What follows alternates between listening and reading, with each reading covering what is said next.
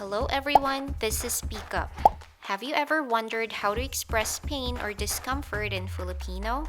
Today, you'll be learning some words to do so. It could be fun to know them and use them when talking to locals.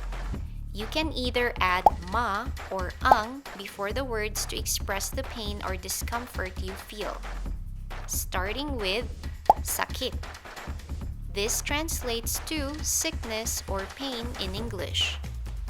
Sakit, sakit, sakit, sakit. Masakit ang ulo ko. Ang sakit ng tiyan ko. Hapdi is soreness in English. Hapdi, hapdi, hapdi, hapdi. Mahapdi ang mga mata ko. Ang hapdi ng sugat ko. The next one is Kati. This means itch. Kati, Kati, Kati, Kati. Makati dito. Ang kati ng ulo ko. Init is heat or hotness in English.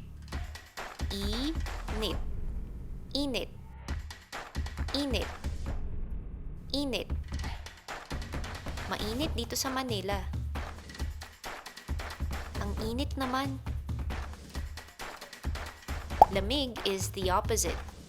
This translates to coldness in English. Lamig, lamig, lamig, lamig. Malamig sa kwarto mo. Ang lamig dito.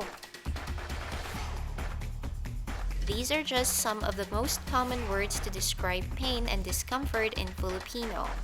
Now, let's practice saying them. This translates to pain. Sakit. This means soreness. Hapdi. This translates to itch. Kati. This translates to heat. Init. This means coldness.